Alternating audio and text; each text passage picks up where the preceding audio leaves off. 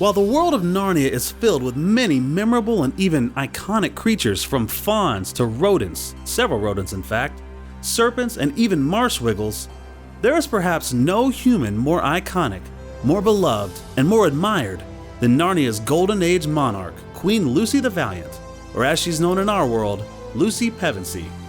Now, many of you may think you already know everything there is to know about Lucy, but in today's episode, I think you'll discover there's more to the life of Lucy Pevensie than you may have realized. Before we go any further, I want to take a minute to thank all those amazing wardrobe watchers out there who recently decided to support this channel on Patreon. You guys are the best. I can't wait to join you for a live Q&A in just a few weeks. Stay tuned for more details.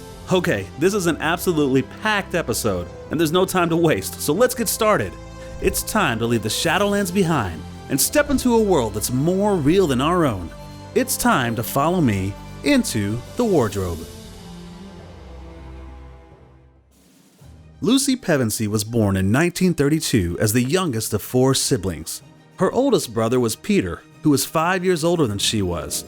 She looked up to Peter as a sort of protector, and though she was small, Peter often gave her more respect than she got from her other siblings. Lucy's only sister was Susan, who was 4 years older than she was, and Lucy often saw Susan as a role model. She admired Susan's beauty and hoped one day she would grow to be like her sister. And then there's her other big brother, Edmund, who was just a little more than a year older than she was, but he wouldn't let her forget it. Being close in age, Lucy was often teased by Edmund, but they still loved each other very much.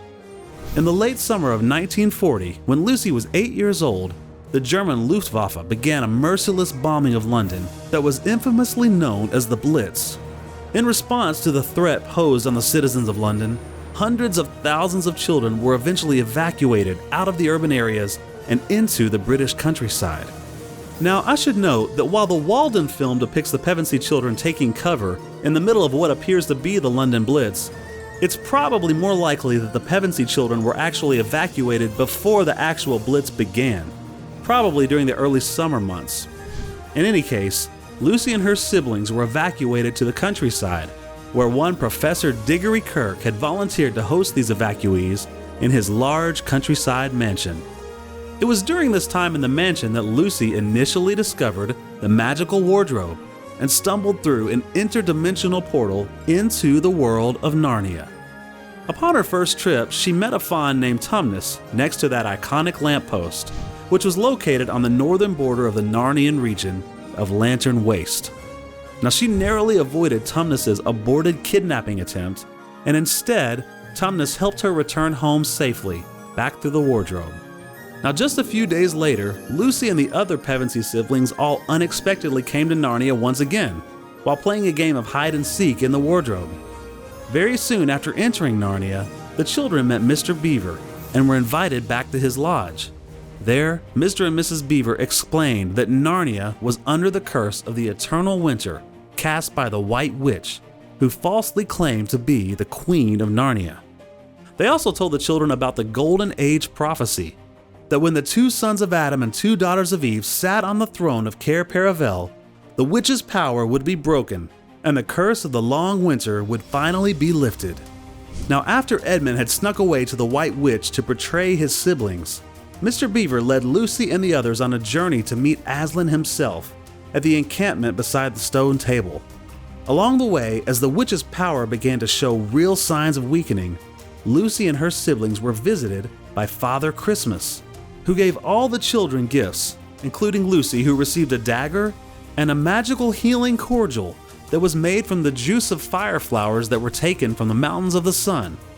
Lucy and the others eventually arrived at the stone table, where they finally met the great lion Aslan. One night during her time at the stone table encampment, Lucy and Susan snuck away where they witnessed Aslan's death at the hands of the White Witch. But the next morning, they also witnessed Aslan's incredible resurrection. Aslan invited the girls to climb on his back, and Lucy and Susan were carried away to the now abandoned courtyard of the White Witch, where Aslan revived the victims of the White Witch's stone curse and led the entire party to the battlefield at Beruna. Lucy, along with the others, fought valiantly at the first Battle of Beruna, and when the battle was over, Aslan and the Narnians were victorious, and the White Witch lay dead. Lucy saved the lives of many wounded that day with her magic cordial, including her brother Edmund.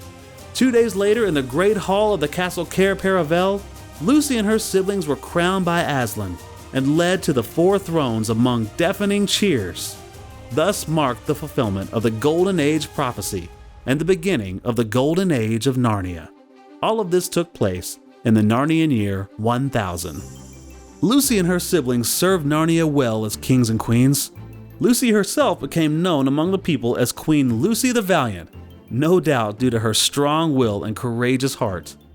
During her reign, Lucy helped return Narnia to its former glory, fighting in the Narnian army as they rid the country of giants and bandits, sailing the Eastern Ocean on the great ship the Splendor Hyaline and visiting the long-neglected islands of the Narnian Empire, and establishing an alliance with the Kingdom of Archenland and opening diplomatic channels with the southern country of Calormen. In the year 1914 NT, while King Peter was leading a raid on the northern giants and Susan and Edmund were away on a diplomatic mission to Calormen, Queen Lucy remained in Cair-Paravel, overseeing the domestic affairs of the country. However, word was sent by a messenger stag that the Calormen army was marching northward, setting up a surprise attack on Archenland. Lucy rallied the Narnian troops, which marched to the castle of Anvard, where they bravely fought to defend Archenland in the First Battle of Anvard. Queen Lucy fought bravely during this battle, taking her place among the archers who provided vital support for the Narnian army. In the end, Lucy's army was victorious and Prince Rabadash was captured and put on trial in the middle of the battlefield. While many were eager to issue harsh judgment to Rabadash for his crimes, it was Queen Lucy who wisely advised the tribunal to show Rabadash mercy in the hopes of not only preserving diplomatic relations with Calormen, but also in the hopes of personal redemption for the young prince himself. Of course, the prince and his own pride would get in the way of receiving a lighter sentence, but on that day, Queen Lucy the Valiant demonstrated to the 3 nations what a wise, just, strong, and even-handed ruler really looked like. Less than a year later, the kings and queens of Narnia received a report that the white stag had been spotted in the region of Lantern Waste. It had been said that the one who captured the stag could have a wish granted from the animal. And so the 4 royals decided to go on an excursion to find the white stag. As Lucy and the others followed the animal through the forests of Lantern Waste, they came across a strange iron post planted in the ground that they vaguely remembered. They continued on through those thick woods, slowly remembering more of their old life, the life they lived before they came to Narnia some 15 years earlier. And as they pressed on further through those thick woods, the tree branches began to soften, eventually becoming as soft as fur coats, until they all spilled out of the wardrobe door. No longer the grown adults they were in Narnia, they were now children once again, and it was still the Earth year 1940. Lucy and her siblings had only been gone minutes in our world. About a year later, in late August or early September of 1941, Lucy and her siblings found themselves at a railway station, waiting to board the trains that would take them to boarding school. For Lucy, this was her first time to go away to school, and the nervous feeling in her stomach began to be replaced by an odd tugging sensation, which the other siblings also felt. Within an instant, they were all transported right back to Narnia, only now it was hundreds of years later. The children discovered the old ruins of Castle Cair-Paravel, where Lucy and the others found a trap door leading to the royal treasure chamber. There, the children recovered their personal gifts they had received from Father Christmas so long ago, including Lucy's cordial. Now, interestingly enough, Lucy's dagger was missing, as was Susan's enchanted horn. And while the horn would eventually be recovered, the legendary lost dagger has presumably never been found. After rescuing a dwarf named Trumpkin from the hands of 2 steel-capped soldiers, the children learned the full story of the present state of Narnia. 1,300 years had passed, and it was now the Narnian year 2303. The Telmarines had invaded Narnia generations ago, and a usurper to the throne named Mraz had now taken control of the land. It was his nephew and rightful heir to the throne, Prince Caspian, who had in fact called the fabled kings and queens of the Golden Age to Narnia, using Susan's enchanted horn. Lucy and the others set off on a journey to rendezvous with Caspian at Aslan's Howe. However, after 1,300 years, the landscape had changed greatly, and the children quickly became disoriented. While the party was unable to decide which direction to travel, Lucy suddenly spotted Aslan on a high and distant hill. And even though she tried to convince the party that Aslan wanted them to follow her, the others didn't believe her and instead went the opposite direction. That night, Aslan woke Lucy from her sleep and instructed her to gather her siblings and follow him at once. And while the other siblings were at first unable to see Aslan, this time they trusted Lucy and followed blindly in the dark of night. And as the dawn began to break, eventually the whole group was able to see Aslan, who warmly greeted them all.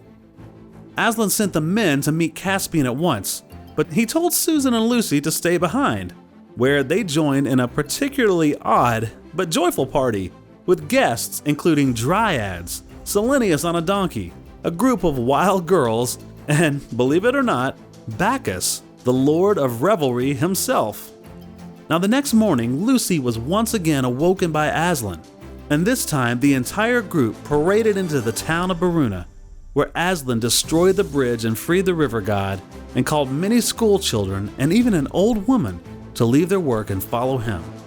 Now, when Lucy and the others arrived at Aslan's Howe, contrary to the events in the Walden Media film, they actually found that the battle, known later as the War of Deliverance, had already been fought, and the Telmarines had surrendered to Caspian and his army of old Narnians and mighty trees. Lucy made good use of her magic cordial and saved many lives that day, including the life of the brave yet mortally wounded Reepicheep. After Aslan appointed Caspian the king of Narnia, he created a magical door that was actually a portal back to Earth, in order to allow any Telmarine who so chose the opportunity to leave Narnia in peace. Aslan also sent Lucy and her siblings through the portal, and their second trip to Narnia, and the final trip for Peter and Susan, came to an end. They found themselves back on the train platform in the Earth year 1941. A little less than a year later, Lucy was sent to spend her summer holiday at her aunt and uncle's house along with Edmund.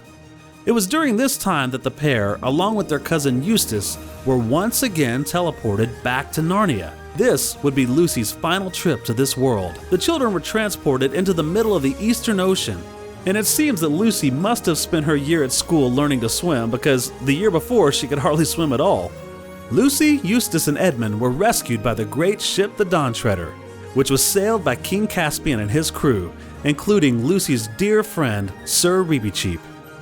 Lucy and the other children joined Caspian for the entirety of the voyage and explored many new islands along the way.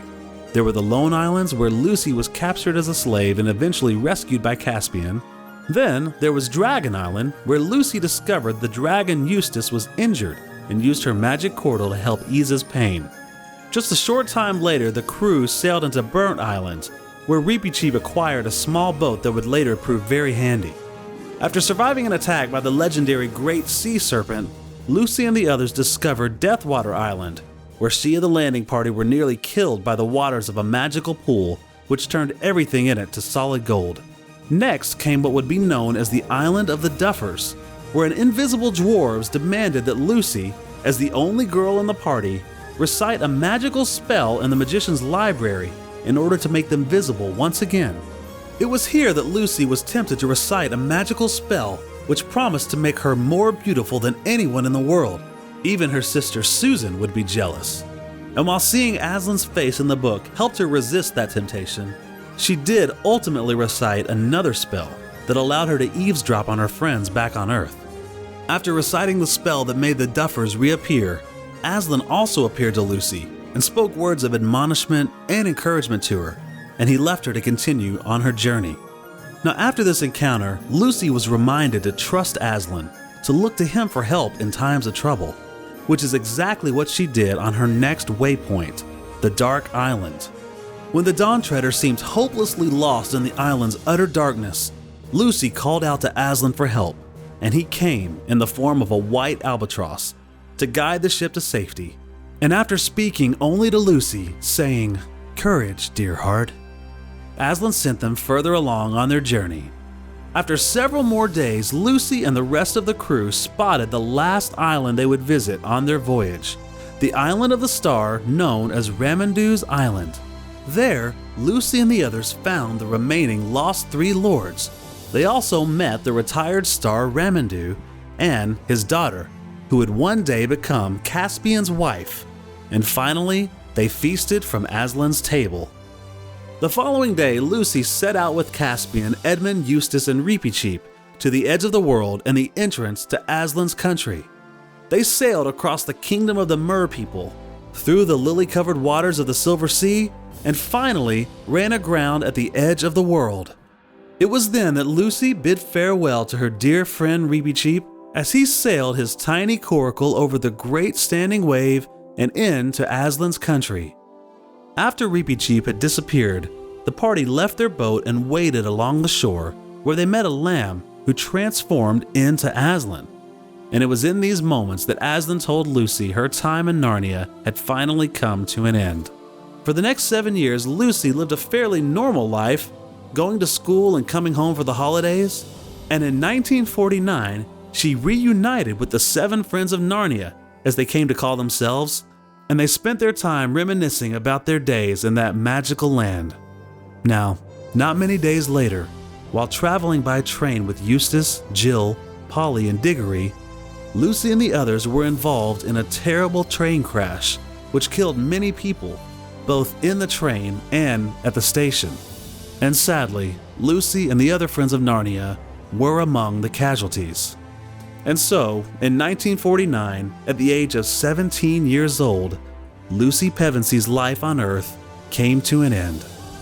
But her story isn't complete, for after Aslan called down the stars and closed up Narnia, the Queen Lucy and the other 7 Friends of Narnia were watching from beyond the stable door, watching from Aslan's country, the true and greater Narnia, where they would never have to leave ever again. And that's the beginning of the story of Lucy the Valiant. For once a Queen of Narnia, always a Queen of Narnia.